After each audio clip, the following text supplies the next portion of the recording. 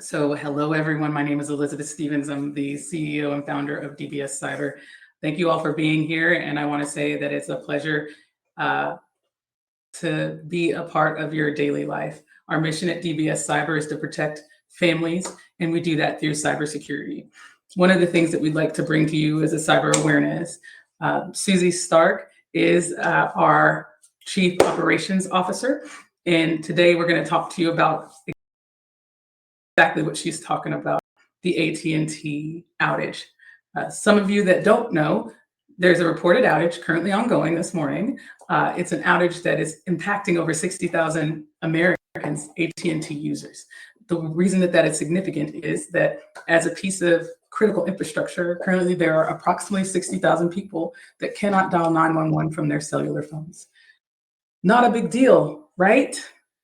Never a big deal, except for the fact that over the last 3 weeks and potentially over the last 6 months, as we were informed by our congressional leadership and our CISA leadership, the American people, the American government have been under attack by cyber hackers, nation state hackers, and this is just the beginning.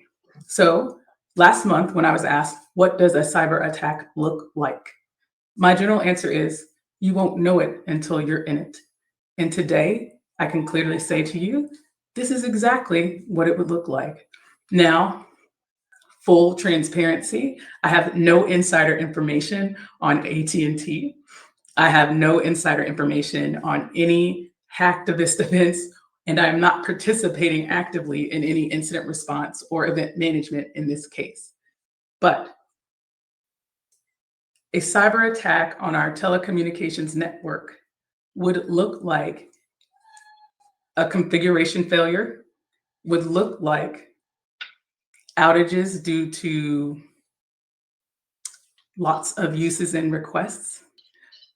And that is exactly what's happening today. Now, this is also why it's absolutely essential that we ensure that we tell our lawmakers and we tell the supporters of the lawmakers. And when we vote, we speak to our governors and the people that lead us and ensure that they understand that we American people absolutely require transparency in this space. If AT&T has in fact been the target of a cyber attack, you deserve to know. Now, Susie, your question, if I can get back to your question, what does that mean? So in our daily lives, those of us that have been military or military affiliated, we understand what it's like to go away to fight against enemies to the state or to protect our own state interests. The cyber war is going to be more akin to what our police officers have to do on a daily basis. You won't know that you're under attack until potentially it's too late. You won't know that you don't have services until it's potentially too late. And in this particular case, we have a large cloud provider outage, a cloud provider that also provides services to a significantly large telco provider. And you may ask, why is everyone saying it's a cyber attack? Because that's what an attack kill chain looks like. So what do we do about that? Yes, yes. So for the average person walking around, if you have your phone and it's working and you're talking to your friend or whomever, you have no idea that this is going on. But if there's an emergency or you go to try and use your phone and you can't use it, then you realize, oh, my phone's out. So then how do we guard against this? When there's an accident on the highway and you need to call 911, but the phone's out, what do we do? Now, that's exactly the kind of question that I would say we all need to ask. We're all responsible for thinking through. One of my favorite people to chat about these things asked the question. So if people can't actually dial 911, we should set up an alert so that as soon as your phone or a service provider determines that you can't dial 911, you should get an alert on your cell phone that says that service is out. So we now have cell phones where we cannot use service. There is an option. If it's just cellular and it's not a full-on outage, then you can use your Wi-Fi to dial through your phone, Wi-Fi calling, if your service provider allows that. But many service providers require you to pay for that. That is something that our legislatures can address. Now, it could be that it's a full outage. What's the next thing you would do? We would want to go to hardwire lines. The hardwire lines have always been solid and are pretty consistent, except for the fact if you're in Tennessee, AT&T has started removing support and service for the actual hard lines.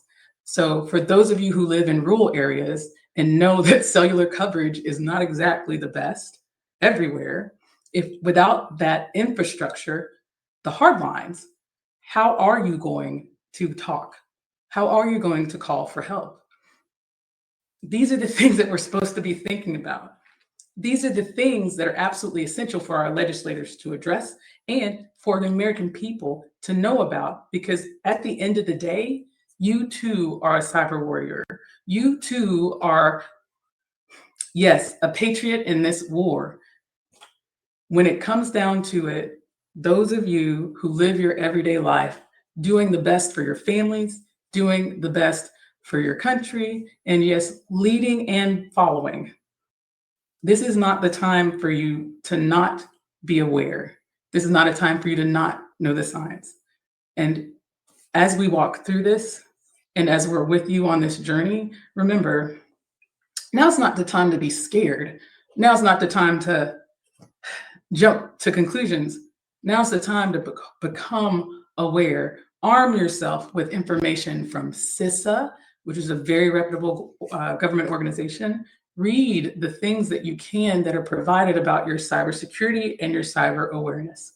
Yes, some service providers will tell you you need to worry about ransomware. Well, ransomware is a thing that the gangs do. Ransomware is the akin now to like being mugged by a criminal. What you need to watch out for are the gangs that are on the street walking down the road that look like you and me and you don't know about, but they're doing reconnaissance. I'm sorry, Susie, I know I did that thing. Reconnaissance is when people are looking and stalking your place of residence or anything else so they can identify weaknesses and vulnerabilities in your posture. So that's what's happening.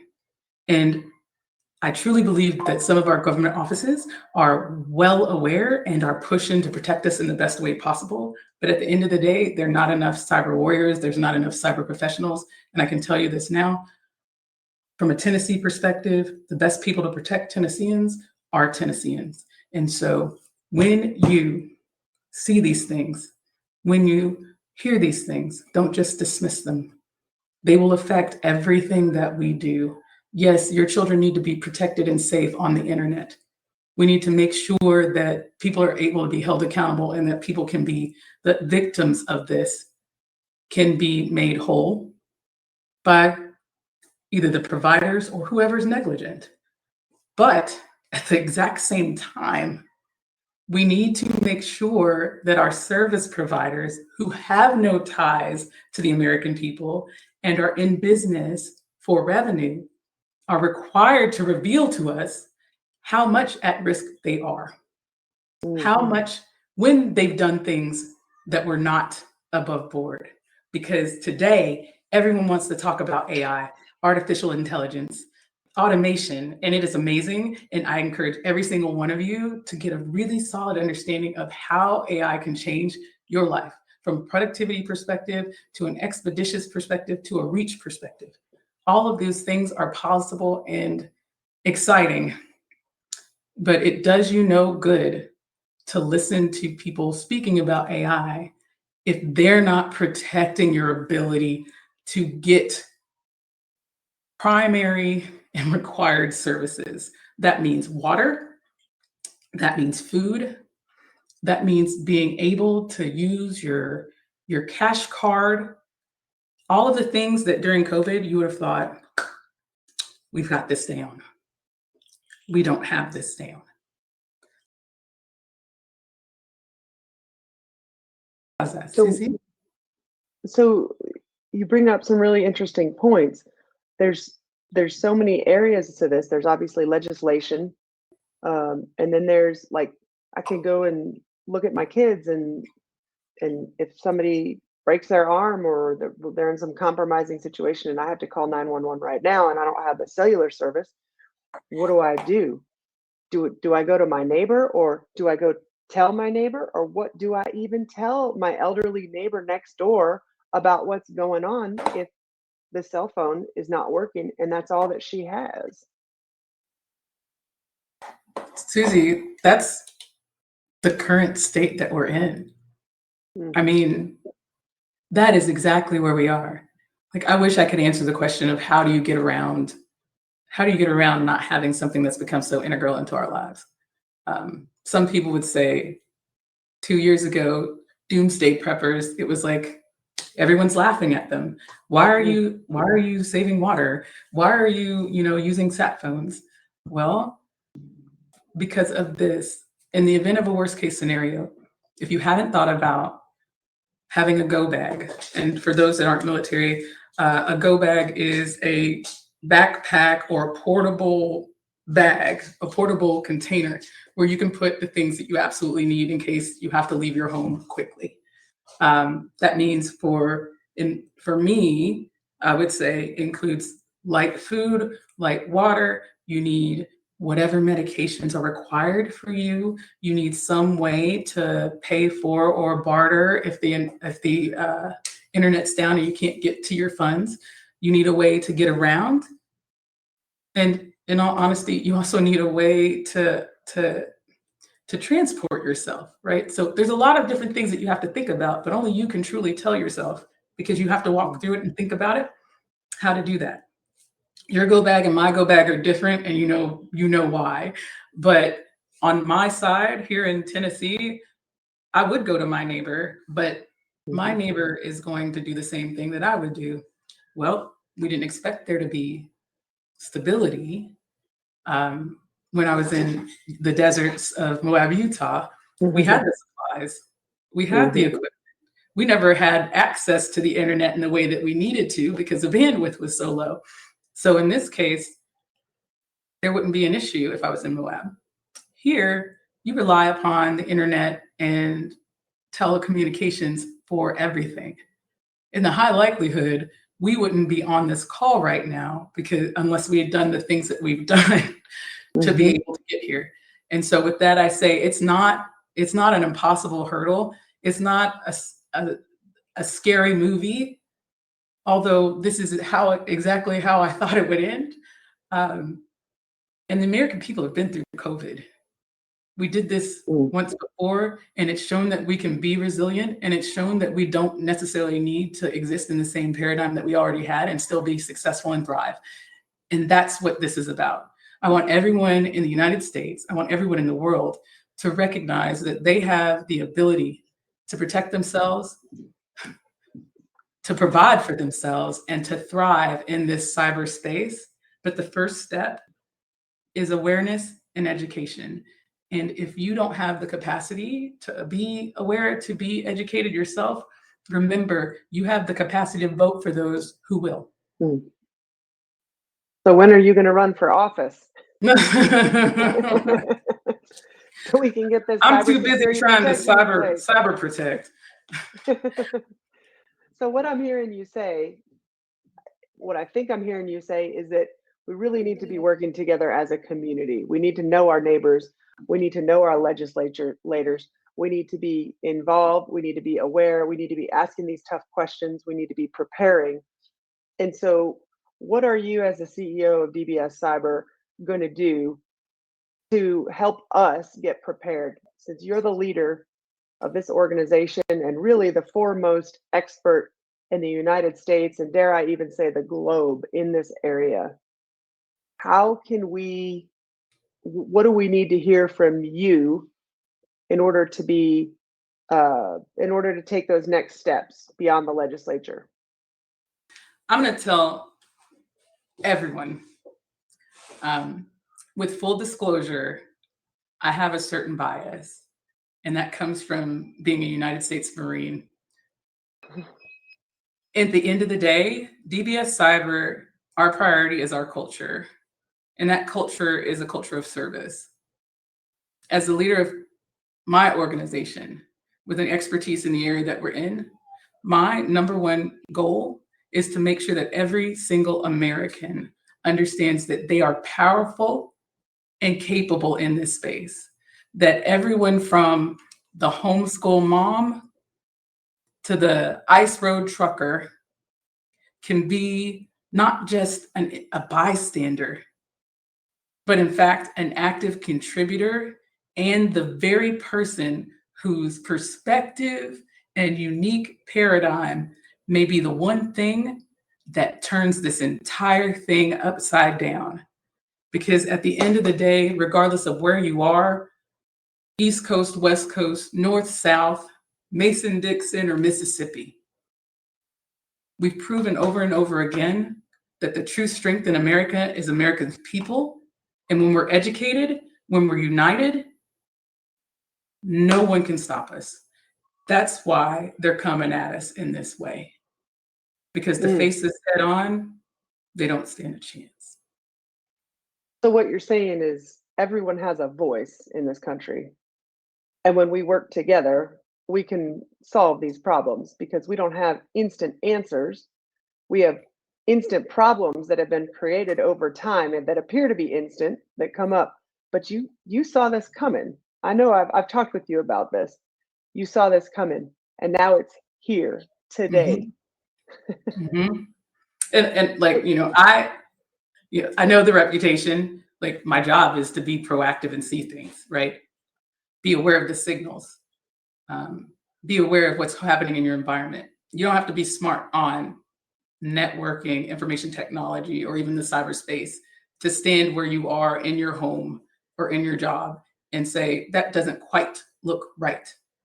And cyber is not just about the electronics. It's about the transition from the electronic, from the digital to the physical. It's not just they're taking out our banking. It's not just that. And so that's what I want to communicate. We're not helpless. We're not. And it may not be the war that we wanted to fight, but damn it if we're not ready for it. What should we tell our children about this? I believe we should have been talking to our children about this for a long time. Effectively, what our kids need to know is that the cyberspace, the internet, being online, that's a way of life right now. Whether you believe in screen time or not, there are so many things that require that kind of connection and that connectivity. There are a lot of benefits, a lot of opportunities because of that, but there are also hazards. And so they need to be educated, they need to be smart, but they need to know most of all, if you mess up, that's okay. Come and tell mommy. No matter what, come and tell your parents, the people you trust. We will take care of you no matter what. Yeah, Bad so that people ask children to keep secrets. So you said, could you repeat that? Bad children or bad people ask children to keep secrets. Is that what you said? That's exactly what I said. Bad people ask children to keep secrets. Safe people will never tell you not to tell. And that's what I would say, because at the moment, I'll tell my children, just because someone's on the internet doesn't mean they can't come to your house. Just because they say they're a certain way and they look a certain way on the internet doesn't mean that's who they are. And so the thing that we often forget is, hey, don't do this or bad thing will happen. And our kids, and not just children, adults as well, and our parents, these people, if they want to hack you, if they want to violate your privacy, they're going to do it if they have the resources and the money. And so at the end of the day, don't berate your children for making the mistake. Make sure they can come back to you and be in the safe place. That's how we protect these families. That's how we protect each other. Resilience. Resilience. So when we're talking about resilience, what are the implications of this outage as it relates to businesses? We only know of 64,000 people right now that don't have access. There could be more. I've also read that Verizon and I think T-Mobile was the other one also has some outages. Um, how is this going to impact small businesses, large businesses, global businesses? Well, currently, the reason that I want to help protect American families is because that's a gap, right? The fact is that most of the businesses are very informed about the top 8 types of cyber attacks. They have insurance, they have Mm, premier, very expensive packages to protect them in cases just like this, right? What they don't do is reach down to us, to the American mm, people, to their providers. So small businesses, consider them the American people of the commercial market. mm. I'm confident that through education and building in resilient patterns, businesses will be able to survive, right? But that requires proactive effort on our part to make sure we're building those structures because you cannot count on your service providers because they're still reeling from how did we get attacked? What does this mean to our bottom line? And, God forbid the reason that the attack was effective is because of their negligence, because they chose revenue over ethics.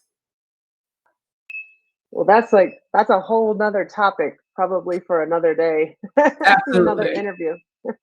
So Well, thank you so much for your time today. I look forward to continuing this conversation and as we evolve in the cybersecurity environment.